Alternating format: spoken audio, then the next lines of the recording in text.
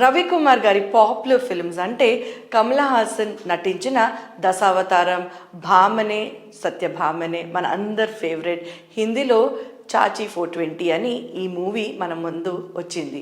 అలాగే సూర్య నటించిన Aadhavan and most popular film with మన ఫేవరెట్ రజనీకాంత్ గారిది ముత్తు అండ్ విజయకాంత్ ధర్మచక్రం.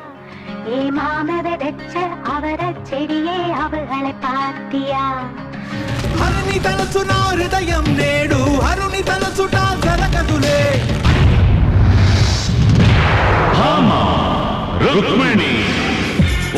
ఒక్కడు మొనగాడు ఊరే మెచ్చిన పనివాడు విధికి తలొంచడు ఏనాడు.